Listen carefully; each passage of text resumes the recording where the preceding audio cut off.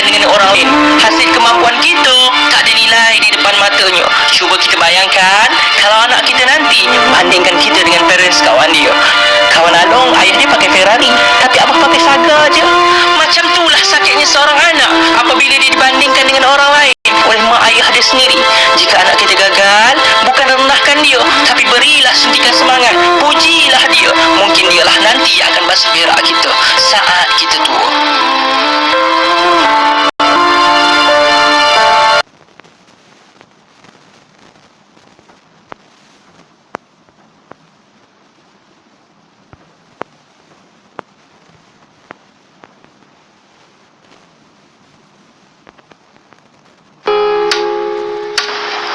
Wabak COVID-19 ni dah makin gila. Kat Malaysia je dah 900 orang kena. Allahu Rabbi. Pilu hati ini bila ingat orang yang kita sayang, hati kita makin tak tenang, semakin takut untuk kita membayang. Sebab tu kita kena ikut warta kerajaan, kena taat nasihat Kementerian Kesihatan. Jangan degil dan jangan lawan. Ambil masa malam ni solat hajat, banyakkan istighfar dan taubat. Sekali yang sakit pasti punya ubat. Ingat, jika kita dah sia-siakan masa lalu dengan maksiat, jangan pula kita sia-siakan masa sekarang tanpa taubat. Jadilah seperti benang. Jika dulunya ia cuma benang yang nipis, tapi hari ini ia dah jadi baju sejuk yang tebal.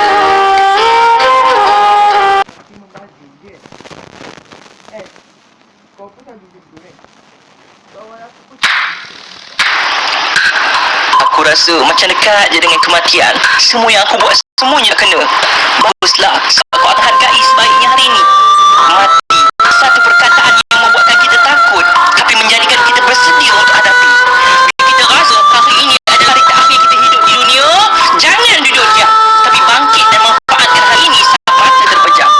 Peluk orang tersayang, luahkan yang kita cinta dan kita sayang. Mana mungkin hari ini waktunya bisa diulang, walaupun air mata darah mula bergenang. Mati itu umpama hujan, bila-bila je boleh turun. Sebab itu kita kena sediakan payung agar kita mampu merentasi jalan yang tidak berbumbung.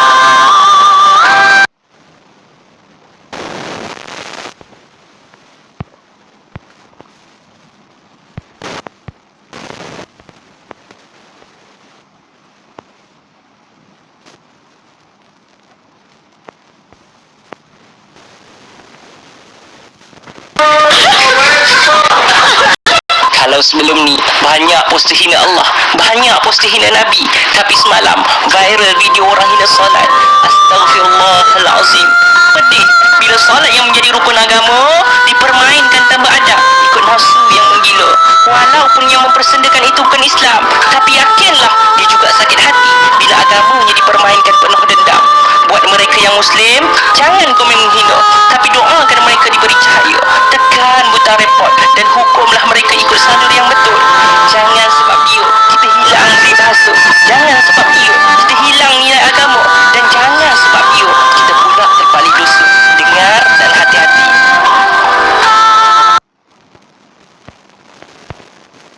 Kita tak pernah lagi pondan kena corona.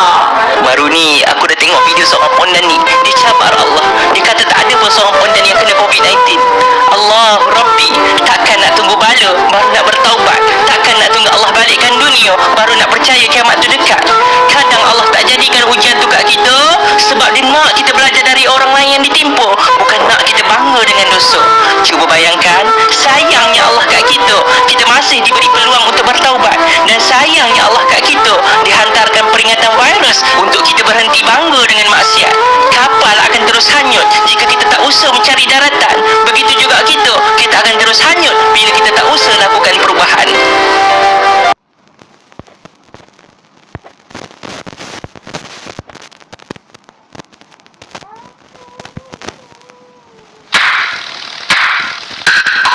Sebab nakkan perhatian, sanggup Ali Syukri sebarkan aib keluarga abang. Tapi kalau dia tak sebar, kita tak tahu dilemanya isteri abang. Kenapa kita perlu sebar sedangkan undang-undang ada untuk kita rujuk? Kenapa kita perlu sebar? Adakah kita mahu jadi batu api untuk netizen terus mengutuk? Semua ini takkan selesaikan masalah. Kita yang menjadi api membuatkan ia menjadi parah. Biarlah keluarga mereka selesaikan masalah berlaku. Jangan pula kita yang jadi pakar dan kepala tahu. Jadilah seperti air yang mengalir, yang sentiasa menenangkan, bukan jadi ribut yang sentiasa memukul tiada perasaan.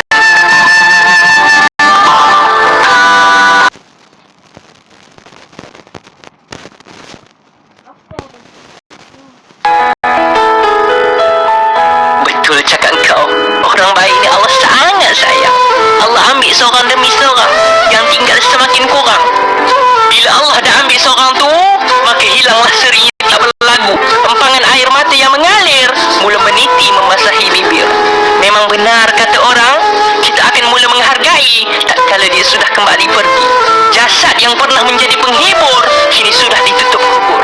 Pegang ni baik-baik.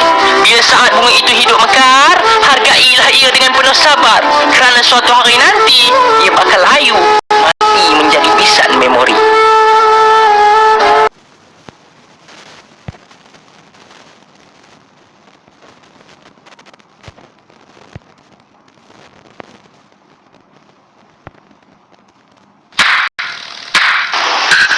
Betul kata orang, semakin akhir zaman semakin banyak ujian yang datang. Sebab tu kita kena ingat, kiamat tu tak kira alamat. Kita bersedia ke, kita tak bersedia ke, kiamat tu pasti datang. Pernah tak kita terfikir kenapa tersebarnya wabak COVID-19? Pernah tak kita terfikir kenapa semakin hari semakin banyak fitnah sana sini? Dan pernah tak kita terfikir kenapa makin ramai orang berani untuk bergelek mendedahkan aurat diri? Adakah itu signal Allah? Baca Al-Kahfi, baiki diri. Tak terlambat untuk kita bertaubat. Ingat, hidup ini ibarat kapal di lautan. Jika bocor, kampan. Jika rosak, segera baiki.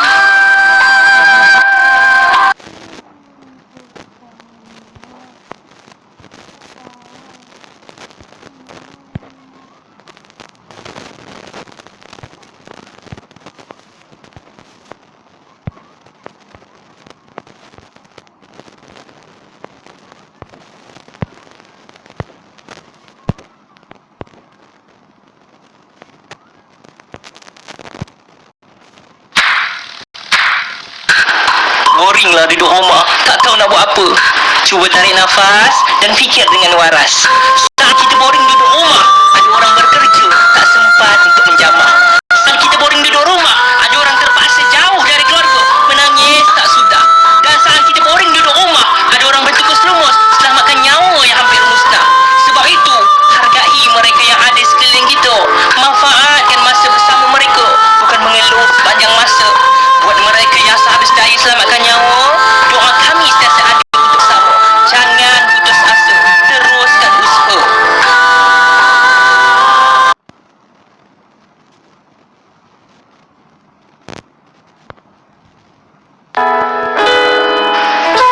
Kau tak rasa pelik ke sejak runjak ni? Macam-macam berlaku. Ya, memang kita kena rasa pelik sebab tanda-tanda kiamat dah mula naik. Negara yang bangga dengan kuasa dunia kini sudah lumpuh dimakan penyakit bahaya. Kaabah yang dulunya sentiasa dihidupkan kini sementara kita terpaksa kosongkan. Pelik, memang pelik. Sebab tu kita kena banyak mengucap. Cukuplah mula mencarut dan fitnah tanpa sebab. Jadilah seperti air siraman yang menyuburkan, bukan jadi air racun yang mematikan. Berubahlah selagi nyawa di kandung badan.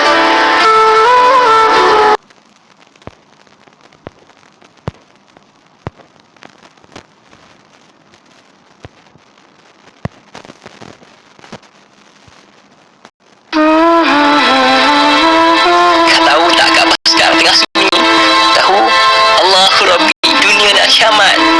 Ya, memang kita semakin dekat dengan kiamat dan memang kita semakin dekat menuju akhirat. Hanya dengan virus penyakit, Allah buatkan mata kita terbuka walaupun sedikit.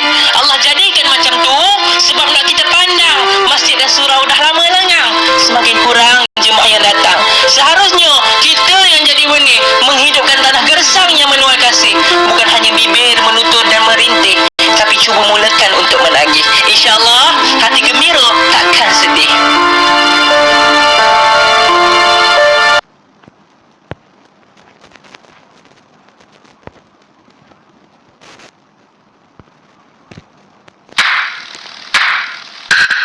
Kau kenapa?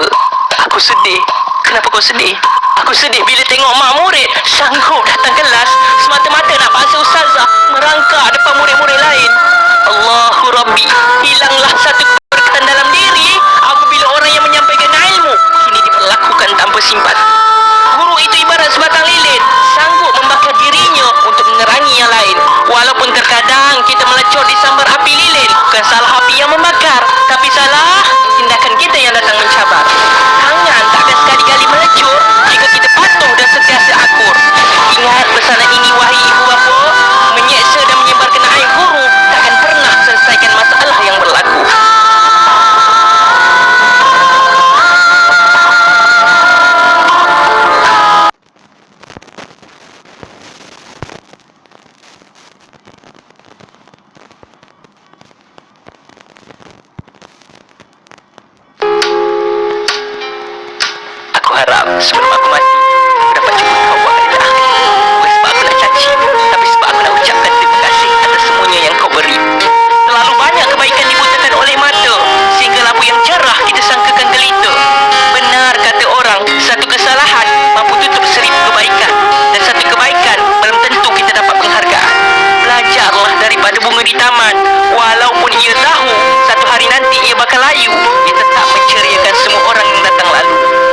ini baik-baik.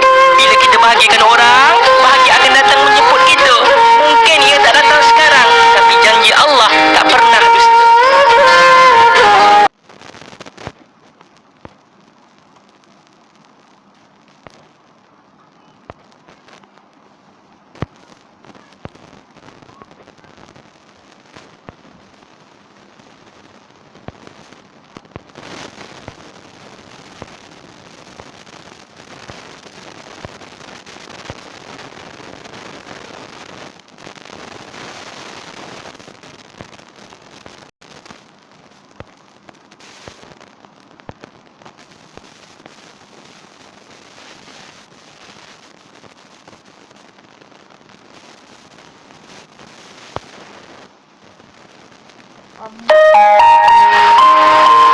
Kenapa kau takut nak minta maaf? Aku bukan takut lah. Kaya nanti aku minta maaf lah. Jantung berdegup kencang, rasa ego terus menerus dibiar menang. Bila kita diberi kesempatan untuk meminta maaf, terus lakukan. Hapuskan khilaf. Bimbang hari esok kita tidak punya masa. Dia sudah pergi jauh meninggalkan kita. Waktu itu kita menjerit pada langit sekalipun, dia takkan kembali. Hatta berpusing setapak kaki. Hargailah dia seperti duit. Tatkala ia ada, seronok sangat-sangat. Dan apabila dia tiada, gelisah tidak bertempat. Justru anggaplah peluang itu hanya sekali, agar kita belajar untuk menghargai.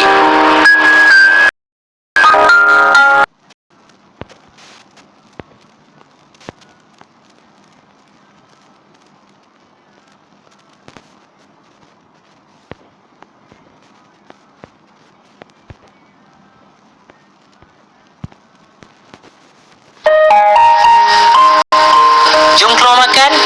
Aku tak ada duit lah. Tak apa, aku belanja. Jika kita punya sahabat sebegini, jaga baik-baik. Jangan buat hatinya sakit dan terrobek. Bila kita ada duit lebih sikit, belanja dia balik. Jangan takut, tak susut pun rezeki kita, walaupun secarik. Jadilah seperti pokok berbuah, sanggup berkongsi rezeki. Tak kala dipetik tak sudah.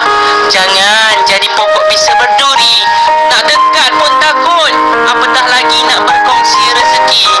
Dan ingatlah, sahabat itu antara orang yang sentiasa ada saat kita susah.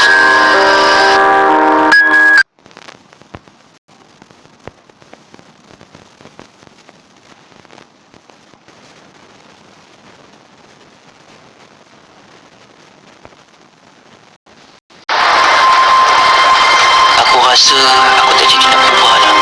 Kenapa pula? Yelah, aku berubah orang mengata, aku tak berubah pun orang mengata. Bila tiba-tiba rasa nak berubah jadi baik, maka teruskan berubah. Jangan tunggu esok. Bimbang hari ini hari terakhir Allah berhidayah buat kita. Bila dah berubah, masih orang mengata, jangan down. Sebab kita berubah bukan untuk orang, tapi untuk Allah. Biar orang tak suka kita, tapi Allah suka kita. Biar kita jauh daripada manusia, tapi semakin dekat Allah dengan kita. Biar kita dicaci hina, yang penting Allah muliakan kita. Dan itulah hakikat ujian orang beriman.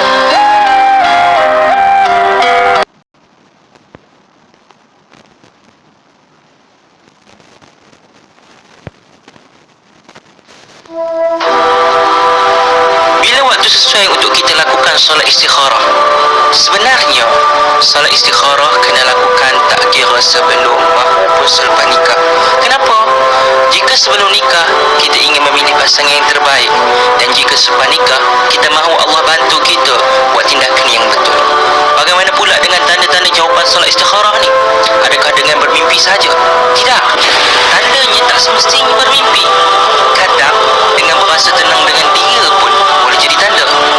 Kadang juga urusan kita dengan dia dipermudahkan pun boleh jadi tanda. Yang paling utama, bila kita rasa dia boleh bawa kita ke syurga, itu tanda yang paling bahagia.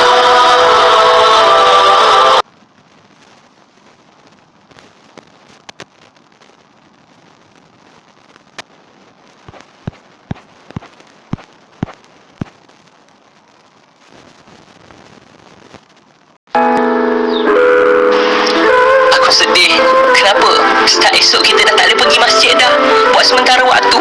Sebab kerajaan dah keluar warta untuk cegah wabak COVID-19 daripada merebak. Allahu Rabbi. Sebab hati ini, bila mana masjid yang menyatukan umat Islam, kini kita terpaksa solat di rumah siang dan malam. Sekarang, apa yang kita boleh buat? Ajak keluarga solat berjemaah bersama. Kurangkan maksiat. Tadah tangan. Doakan wabak ini hilang selamanya. Ambil peluang. Bina keluarga yang baik. Mudah-mudahan rumah yang kita bina kekal teguh naik.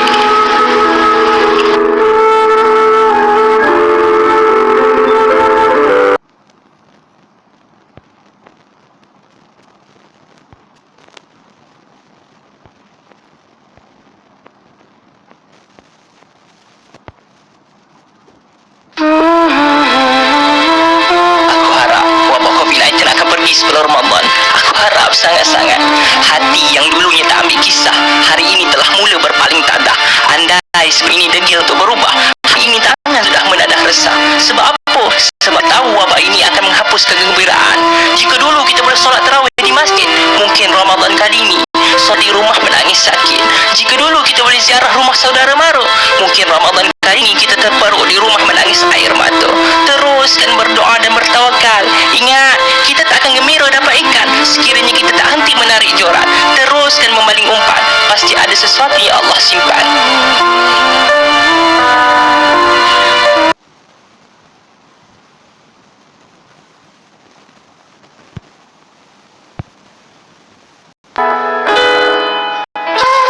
Betul artis minta bantuan? Selagi dia bernama manusia, dia tak lari dengan sifat meminta. Ya, hari ini ramai orang terbeban. Bukannya artis, tapi juga rakyat biasa yang selalu mencantumkan. Jika artis rasa hidupnya tak cukup duit, fikirlah ramai lagi yang makan pakaian yang cuma sedikit. Jika artis hidupnya kurang perhatian, fikirlah ramai lagi orang yang hidupnya sering diabaikan. Fikir baik-baik sebelum meminta. Mungkin ada orang lebih susah dari artis hidupnya merana. Dahulukan mereka, bukan pentingkan diri yang mahu selesa. Jadilah tongkat yang menyokong orang berjalan, bukan jadi kayu yang sering menghalang laluan. Pegang dan ingat ni baik-baik.